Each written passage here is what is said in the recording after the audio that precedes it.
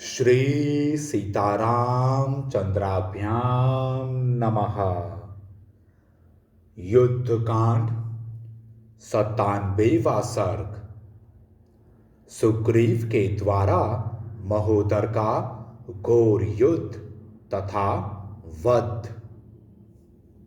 उस महासमर में वे दोनों ओर की सेनाएं परस्पर की मार काट से प्रचंड ग्रीष्म ऋतु में सूखते हुए दो तालाबों की तरह शीघ्र ही क्षीण हो चली।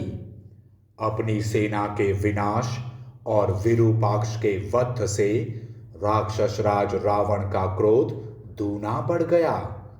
वानरों की मार से अपनी सेना को क्षीण हुई देख दैव के उलटफेर पर दृष्टिपात करके युद्ध स्थल में उसे बड़ी व्यथा हुई। उसने पास ही खड़े हुए महोदर से कहा, महाबाहो, इस समय मेरी विजय की आशा तुम्हारे ऊपर ही अवलंबित है। वीर, आज अपना पराक्रम दिखाओ और शत्रु सेना का वध करो। यही स्वामी के अन्न का बदला चुकाने का समय है, अतः अच्छी तरह युद्ध करो। रावण के ऐसा कहने पर राक्षस राज महोदर ने बहुत अच्छा कहकर उसकी आज्ञा शिरोधार्य की और जैसे पतंग आग में कूदता है उसी प्रकार उसने शत्रु सेना में प्रवेश किया। सेना में प्रवेश करके तेजस्वी और महाबली महोदर ने स्वामी की आज्ञा से प्रेरित हो अपने पराक्रम द्वारा वानरों का संहार आरंभ किया। वानर भी बड़े शक्तिशाली थे। वे बड़ी बड़ी शिलाएं लेकर शत्रु की भयंकर सेना में घुस गए और समस्त राक्षसों का संहार करने लगे।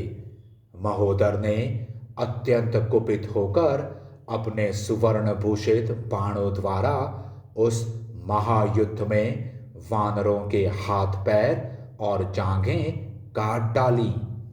राक्षसों द्वारा अत्यंत पीड़ित हुए वे सब वानर दसों दिशाओं में भागने लगे। कितने ही सुग्रीव की शरण में गए। वानरों की विशाल सेना को समरभूमि से भागती देख सुग्रीव ने पास ही खड़े हुए महोदर पर आक्रमण किया। वानर राज बड़े तेजस्वी थे। उन्होंने पर्वत के समान विशाल एवं भयंकर शिला उठाकर महोदर के वध के लिए उस पर चलाई। उस दुर्जय शिला को सहसा अपने ऊपर आती देखकर भी महोदर के मन में घबराहट नहीं हुई। उसने बाणों द्वारा उसके टुकड़े टुकड़े कर डाले। उस राक्षस के बाण समूहों से कटकर सहस्त्रों टुकड़ों में विभक्त हुई वह शिला उस समय आकुल हुए गृध्र समुदाय की भांति पृथ्वी पर गिर पड़ी। उस शिला को विदीर्ण हुई देख सुग्रीव का क्रोध बहुत बढ़ गया। उन्होंने एक शाल का वृक्ष उखाड़कर उस राक्षस के ऊपर फेंका, किंतु राक्षस ने उसके भी कई टुकड़े कर डाले। साथ ही शत्रु सेना का दमन करने वाले उस शूरवीर ने इन्हें अपने बाणों से घायल कर दिया। इसी समय क्रोध से भरे हुए सुग्रीव को वहां पृथ्वी पर पड़ा हुआ एक परिघ दिखाई दिया। उस तेजस्वी परिघ को घुमाकर सुग्रीव ने महोदर को अपनी फुर्ती दिखाते हुए उस भयानक वेगशाली परिघ के द्वारा उस राक्षस के उत्तम घोड़ों को मार डाला।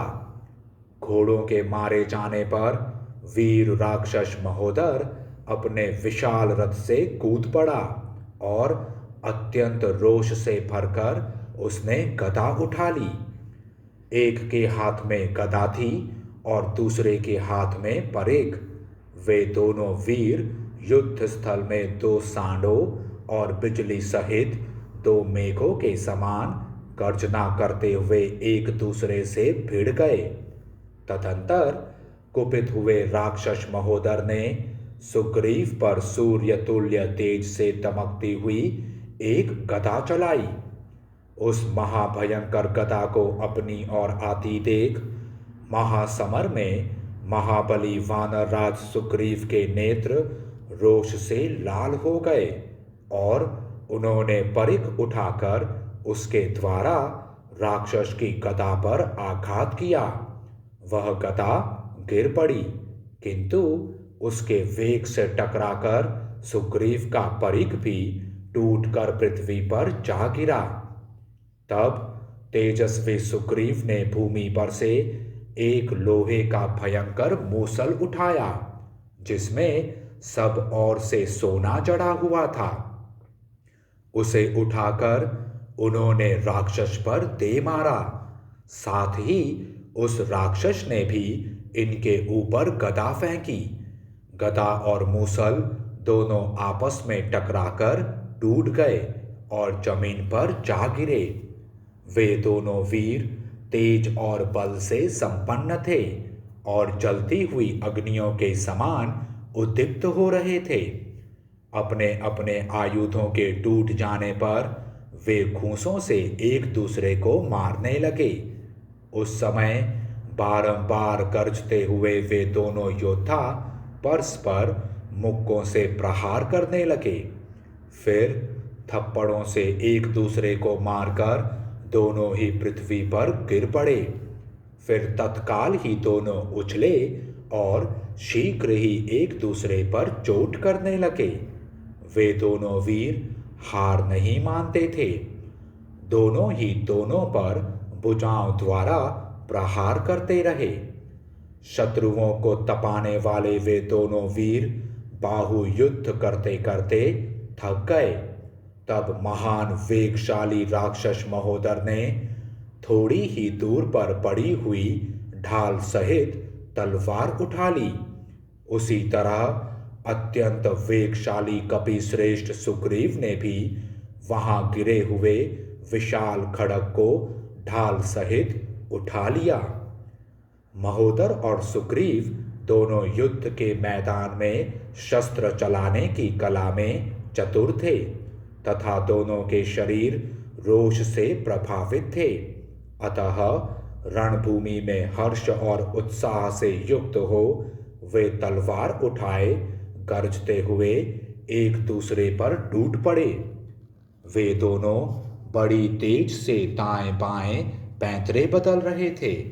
दोनों का दोनों पर क्रोध बढ़ा हुआ था तथा दोनों ही अपनी अपनी विजय की आशा लगाए हुए थे।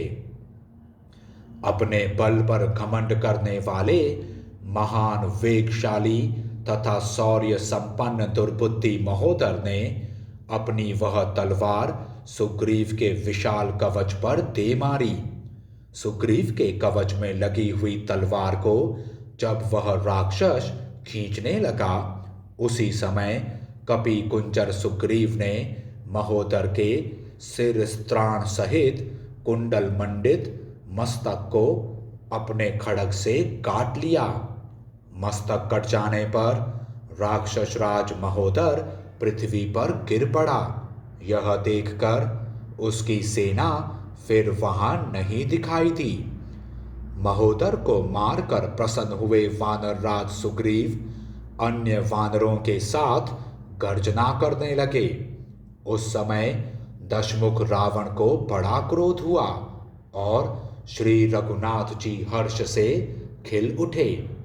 उस समय समस्त राक्षसों का मन दुखी हो गया। उन सब के मुख पर विषाद छा गया और वे सभी भयभीत चित्त होकर वहां से भाग चले। महोदर का शरीर किसी महान पर्वत के एक टूटे हुए शिखर सा जान पड़ता था। उसे पृथ्वी पर गिराकर सूर्यपुत्र सुग्रीव वहां विजय लक्ष्मी से सुशोभित होने लगे, मानो प्रचंड सूर्यदेव अपने तेज से प्रकाशित हो रहे हों। इस प्रकार वानरराज सुग्रीव युद्ध के मुहाने पर विजय पाकर बड़ी शोभा पाने लगे। उस समय देवता, सिद्ध और यक्षों के समुदाय तथा भूतल निवासी प्राणियों के समूह भी बड़े हर्ष से उनकी ओर देखने लगे। इस प्रकार श्री वाल्मीकि निर्मित आर्ष रामायण आदि काव्य के युद्ध कांड में 97वां सर्ग पूरा हुआ। जय श्री राम।